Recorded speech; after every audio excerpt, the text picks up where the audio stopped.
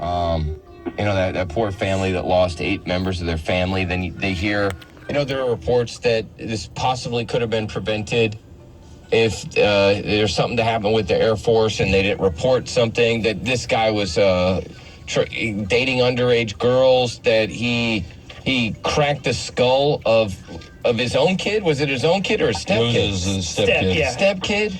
Yeah. And then, just threatening text messages that this guy was sending his mother-in-law, and that he killed his grandmother-in-law who was in the church. Right.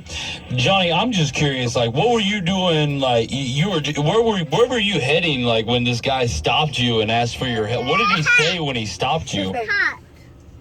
It wasn't really that he stopped me. I had just left the convenience store I got a taco and a Big Red, and I left the convenience store, headed to my girlfriend's house, who's the one who posted the deal, letting everybody know what's going on.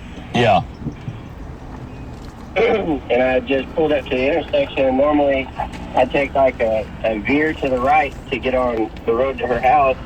And whenever I pulled up at the intersection, it all just happened so quickly, and the gunfire just started. Did you see the gunfight exchange?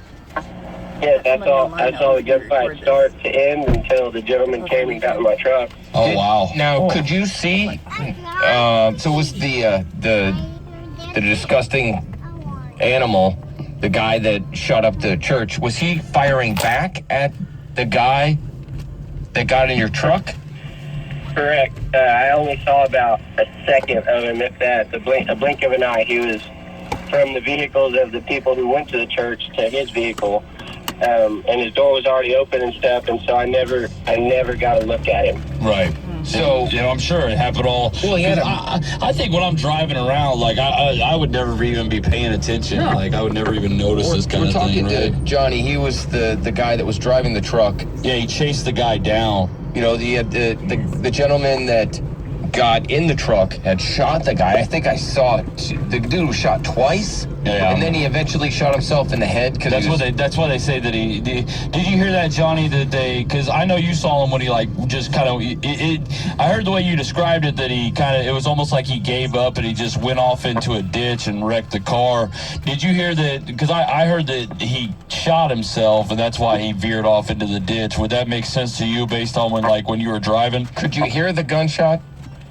No, from my side, no, there was never any gunfire that I saw exchanged at all, or any in the vehicle, or any in his vehicle, for that matter. Whenever he veered off, it was like he was trying to slow down and come to a stop, but we were on him.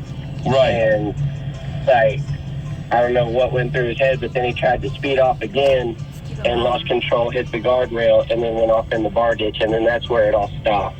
Well, okay, so you don't think that? So you're saying you don't think that he shot and killed himself then, right? When he was driving. My opinion, no, but I can't verify. No, for sure, yeah. No, I'm not asking you to do that. I'm just, This sick son of a bitch was on the phone with his dad, right? Wasn't he telling his dad he's not going to make it? He'd been shot. That's what the reports are. Could you see him on a phone at all? No, I can see in the vehicle, even with the back window shot out. Everything was happening so fast that I was trying to talk to. How long did the pursuit last? It was roughly 11 to 13 minutes. Okay.